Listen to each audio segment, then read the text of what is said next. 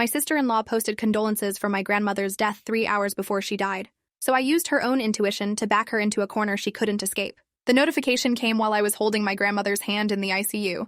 I almost didn't look at my phone because Grandma Ruth's breathing had gotten shallow in the last hour, and the doctors said it could be any minute now. But the screen lit up with Vanessa's name, and I glanced down out of habit. What I saw made my grip tighten on Ruth's fingers so hard that the nurse glanced over with concern. Vanessa had posted a full memorial tribute. Photo of my grandmother from Christmas, paragraphs about loss and grief and how much she'd meant to the family, dozens of people already commenting their condolences and sharing memories. I checked the timestamp twice because my brain refused to process it. Posted 3 hours ago at 2:47 in the afternoon. Grandma Ruth was still breathing beside me. Her heart monitor was still beeping its steady rhythm. She was dying, yes, but she wasn't dead. The doctors had given us maybe 6 more hours, and here was my sister-in-law already collecting sympathy and attention for a death that hadn't happened yet. My husband Derek walked back into the room with 2 cups of terrible hospital coffee, and I showed him the screen without saying anything. I watched his face as he read through Vanessa's post, watched the confusion spread across his features, and then harden into something darker. He stared at it for a full 30 seconds before his expression changed into something I'd never seen before, this mix of disbelief and dawning horror. He handed me back my phone and walked straight out into the hallway. I followed him and watched as he called his sister right there in the ICU corridor, while nurses gave us disapproving looks about phone usage. Vanessa answered on the 4th ring, her voice bright and cheerful like she was having a perfectly normal day. "Hey, big brother, what's up?" Derek's voice came out tight and controlled. "Why did you post that Grandma Ruth died?" "She's still alive, Vanessa." There was a pause on the other end, just long enough to feel calculated, and then Vanessa gasped like she'd only just realized her mistake. "Oh my God, I'm so sorry. I scheduled it wrong. I was preparing something in advance so I wouldn't be too emotional to write it properly when the time came, and the post went up early by accident. I feel awful about this." Her words came out smooth and practiced, like she'd been expecting this call and had her explanation ready. Derek wanted to believe her. I could see it in the way his shoulders relaxed slightly, in how quickly he seemed willing to accept her reasoning. But something felt wrong in a way I couldn't articulate yet. Something about the timing being so precise, about how she'd known to schedule it for that exact window. "How did you know when to schedule it?" I asked, loud enough for Vanessa to hear me through the phone. There was another pause, and when she answered, her voice had an edge to it. "The doctors gave you a timeline this morning. You told me 6 hours. I just did the math wrong." Derek hung up after a few more awkward exchanges, and we went back into Grandma Ruth's room. She looked so small in that hospital bed, surrounded by machines and tubes and monitors. I sat down and took her hand again, but my mind was racing. The doctors had told us 6 hours that morning, yes, but that had been at 9 in the morning. Vanessa's post had gone up at 2:47. That wasn't 6 hours. That was barely more than 5, and Grandma Ruth was still hanging on. How had Vanessa been so confident in her timing that she'd scheduled a memorial post for a death that hadn't occurred yet? My grandmother died 40 minutes later at 6:38 in the evening. Vanessa's post had been up for 3 hours and 51 minutes by then. I watched the life leave Ruth's body, watched the monitors go from their steady rhythms to flat lines, and the whole time I kept thinking about those 3 hours, about how Vanessa had been collecting condolences and sympathy while my grandmother was still fighting for breath. Derek cried and held Ruth's other hand, and I cried too, but part of my brain was stuck on that Facebook post and the wrongness of it. At the funeral 3 days later, Vanessa cried harder than anyone. She flew in from Arizona where she lived and worked as a pharmaceutical sales rep, and from the moment she arrived, she made herself the center of attention. She wore all black with this delicate veil that made her look like something from an old movie. She brought an enormous arrangement of white lilies and made sure everyone saw her carrying them into the church. During the service, she gave a speech about how close she and Grandma Ruth had been, about dreams and premonitions and special connections between souls. I sat in the front pew listening to her describe a relationship I'd never witnessed. Vanessa lived 4 states away and visited maybe twice a year for major holidays. She'd never shown particular interest in Grandma Ruth before, had spent most family gatherings on her phone or finding excuses to leave early. But now she was painting herself as Ruth's devoted confidant, talking about late-night phone calls and shared secrets that I was certain had never happened. People kept coming up to her after the service, telling her how lucky my grandmother was to have had such a devoted granddaughter-in-law. Derek hugged his sister and told her it was okay. Everyone grieves differently. And I watched Vanessa's face over his shoulder. For just a second, I saw something cold and satisfied in her eyes before the grief mask slid back into place. That night, I couldn't sleep. Derek was out cold next to me, exhausted from grief and the emotional weight of the funeral, but I lay there staring at the ceiling and thinking about those 3 hours. About Vanessa's too perfect timing. About her speech full of fabricated memories. About that look in her eyes when people told her how devoted she'd been. At 2 in the morning, I gave up on sleep and grabbed my phone, opening Facebook and navigating to Vanessa's profile. I started scrolling through her timeline, going back months. At first, I wasn't sure what I was looking for. just some confirmation of the feeling in my gut that something was deeply wrong. Normal posts about her job, photos of her apartment, check-ins at restaurants, and hiking trails around Phoenix. Then I found something that made my blood run cold. 2 months earlier, she'd posted condolences to a woman named Patricia Lowell, saying she was heartbroken to hear about her passing and that Patricia had been such a light in their community. I clicked on Patricia's profile and found her very much alive, posting photos from a garden party just last week. Then I noticed the dates more carefully. Vanessa's condolence post was from March 8th. Patricia's garden party photos were from March 6th. But when I scrolled down further on Patricia's page, I found what I was looking for. A memorial post from Patricia's daughter, dated March 15th. Patricia Lowell had died 6 days after Vanessa posted condolences for her death. My hands started shaking. I went back to Vanessa's timeline and kept scrolling, and now I knew what pattern to look for. A man named Gregory Chen. Vanessa had posted about being devastated to lose such an inspiring member of their gym community, posted on August 2nd of last year. I found Gregory's obituary online showing he'd died August 11th, 9 days later. A woman named Alice Brennan. Sympathy post from Vanessa on November 19th about what a pillar of their church Alice had been. I found Alice's profile and she was still alive, but she'd posted on November 23rd about being hospitalized for severe complications that nearly killed her. By the time the sun came up, I documented 7 cases. 7 times over the past 18 months that Vanessa had posted about someone's death or expressed sympathy for their passing before it actually happened. 5 of those people had died within 2 weeks of her posts. The other 2 had experienced severe medical emergencies that put them in the hospital. I sat at our kitchen table with my laptop open, creating a spreadsheet and cross-referencing everything I could find. Names, dates, time gaps between Vanessa's posts and actual deaths or medical crises.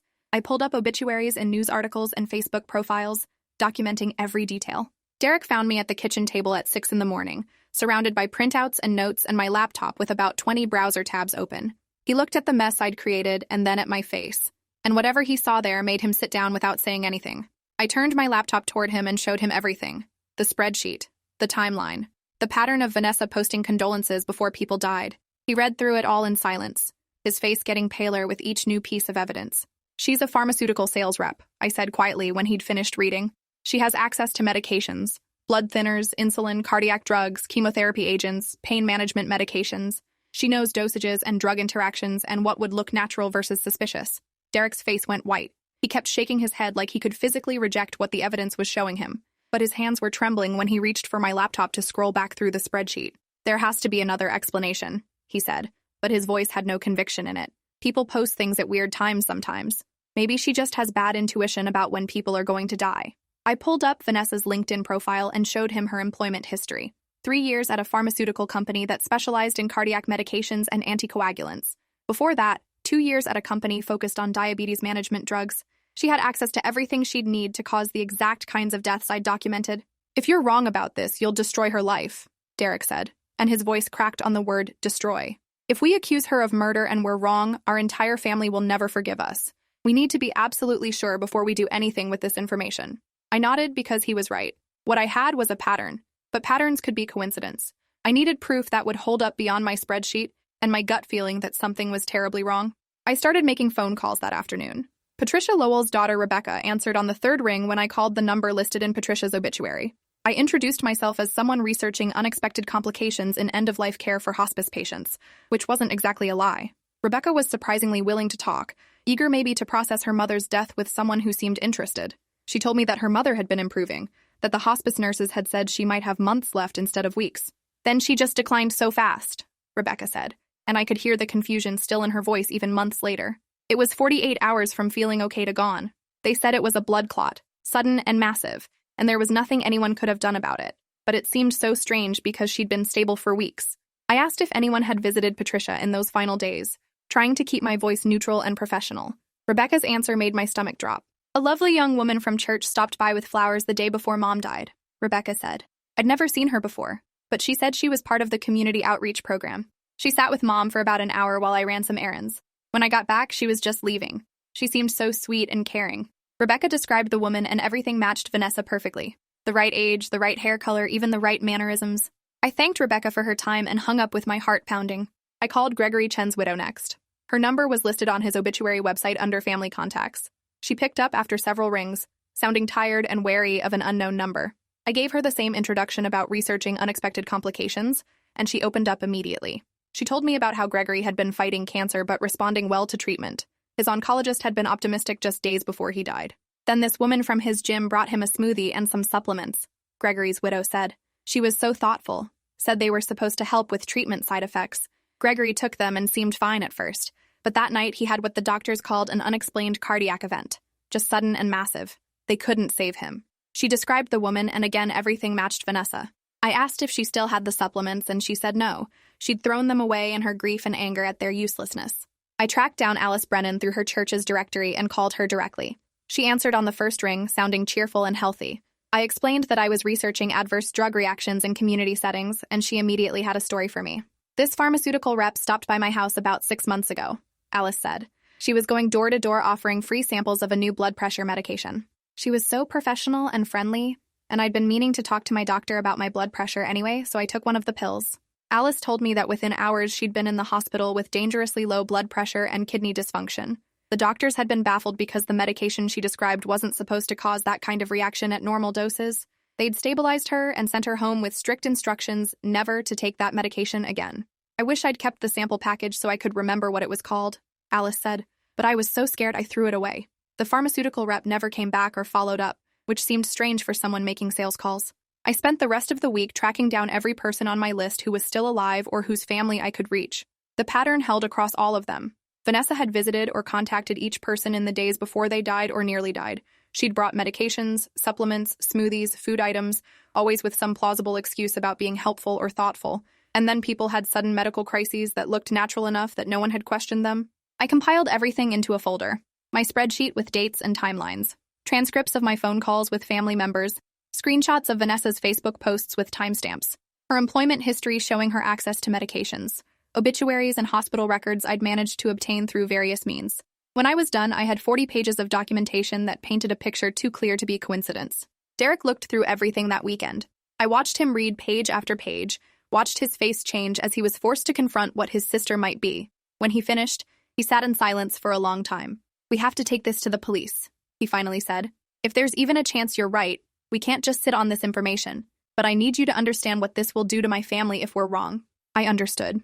If I was wrong, I was accusing my sister-in-law of being a serial killer based on Facebook posts and phone calls with strangers. If I was right, Derek's sister had murdered our grandmother and at least 4 other people I could prove. Possibly more. Either way, our family would never be the same.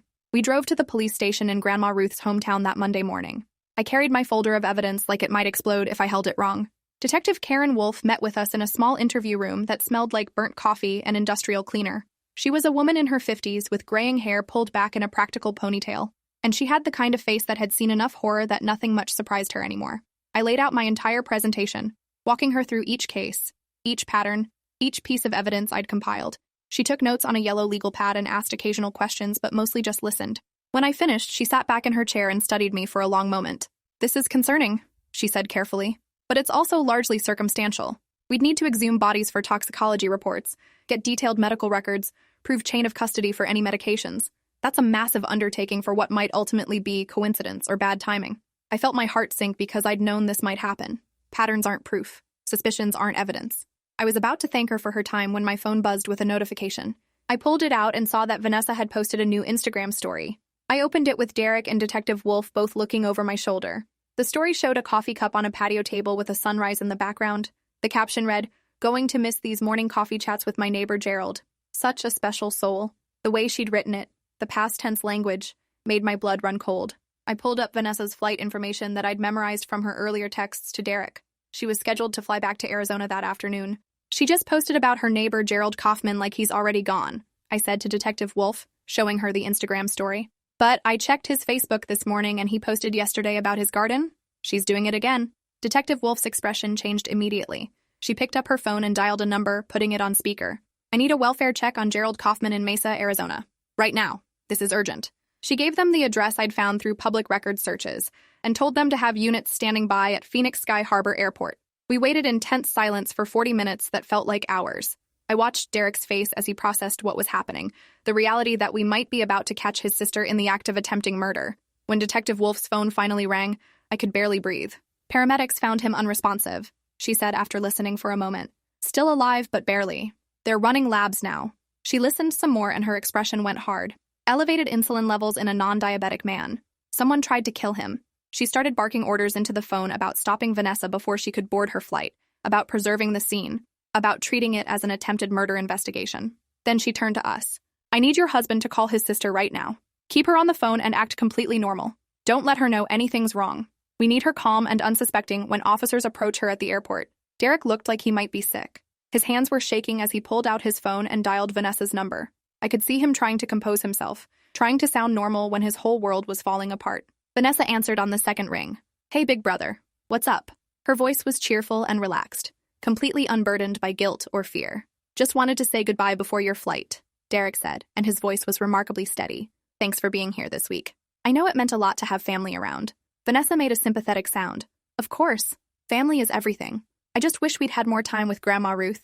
Derek kept her talking about memories and plans for the holidays, while Detective Wolf monitored her location through her cell phone signal with the help of Arizona police. I watched the clock tick forward, watched Derek perform normalcy while knowing that police were already moving through the airport terminal looking for his sister. Finally, Wolf nodded at him and Derek said goodbye, his voice cracking slightly on the last word.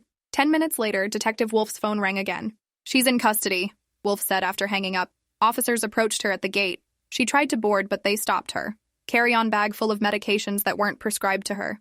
Insulin, potassium chloride, digoxin, several others. Looks like she was planning to dispose of evidence. The detective's expression was grim. We've got her. The next several hours were a blur of statements and paperwork.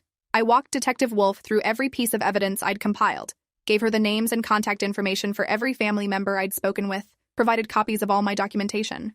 Derek sat next to me in a chair against the wall, not speaking, just staring at nothing while his brain tried to process what his sister had done. I could see him shaking slightly, could see the moment when shock gave way to grief and anger and betrayal all at once. The case came together fast after that.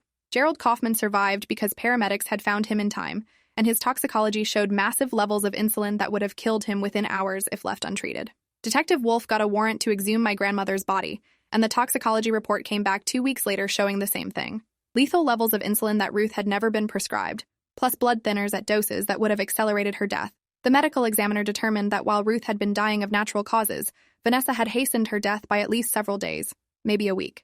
They exhumed Patricia Lowell's body next and found lethal levels of potassium chloride that had been dismissed at the time as natural electrolyte imbalances in a dying woman. Gregory Chen's body showed massive doses of thyroid medication that had caused his cardiac arrest.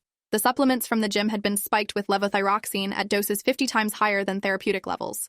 3 more bodies were exhumed from Vanessa's past, people I'd found in my research who died under suspicious circumstances after contact with her. All of them showed evidence of medication poisoning. When they searched Vanessa's apartment in Arizona with a warrant, they found her laptop. On it was a spreadsheet that made me physically ill to read. 12 names. 12 people she'd tracked, studied, and methodically killed. Each entry had detailed notes about their medical conditions, their medications, their vulnerabilities. She'd calculated drug interactions and lethal doses. She'd documented her access to each victim and the methods she'd used. And worst of all, she'd written about her own reactions to the deaths. Patricia was perfect. One entry read, "Got 147 comments and so much sympathy at church. People kept telling me what a good heart I have. The attention lasted for weeks." Another entry about Gregory. "The widow hugged me at the funeral and thanked me for being such a good friend to him at the end. The grief highs are getting better each time. For my grandmother, finally did someone close to the family. Derek will have to pay attention to me now." The Facebook post was risky, but the rush of posting before she died was incredible. 284 comments so far. The psychiatric evaluation revealed what they called a malignant hero complex combined with extreme narcissistic personality disorder. Vanessa had started in pharmaceutical sales genuinely wanting to help people, the psychiatrist explained, but at some point she'd discovered that she got more attention and emotional satisfaction from comforting people during death than from helping them live. She'd become addicted to the sympathy and attention she received when someone died, to being the caring figure who'd known it was coming, who'd been there at the end. So she'd started creating situations where she could be that figure. It had begun with elderly hospice patients, where she'd simply accelerated an inevitable death by a few days or weeks. But the attention had been so intoxicating that she'd escalated, moving to healthier victims, people she actively murdered just to feed her need for grief-related attention and the feeling of power that came from controlling life and death. The Facebook posts timed before deaths were part of the thrill for her, the psychiatrist said. They made her seem psychic or specially connected, which garnered even more attention and made her feel unique and important. The trial lasted 3 weeks. Derek testified, and I sat in the gallery watching him break down on the stand as he talked about our grandmother's final hours. How Vanessa had looked him in the eye while Ruth was dying and had pretended to grieve alongside him while knowing she'd caused it. How she'd given that speech at the funeral full of lies about their closeness. how she'd collected sympathy and attention while Ruth's body was still warm in the ground. The jury saw the spreadsheet, heard from the medical examiners, listened to testimony from family members of all 12 victims. Vanessa showed no emotion through most of it. She sat at the defense table in tasteful clothing with her hair pulled back, looking more like she was attending a business meeting than her own murder trial. Her lawyer tried to argue that the spreadsheet was creative writing, that the medications in her possession were samples she'd forgotten to return to her company, that the Facebook posts were just unfortunate coincidences. But the evidence was overwhelming.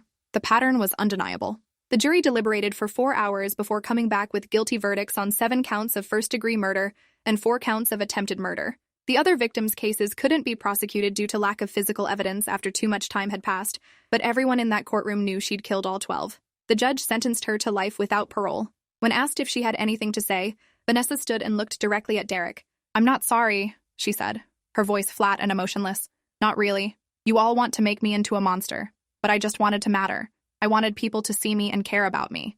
Nobody paid attention when I was just doing my job, being normal, following the rules.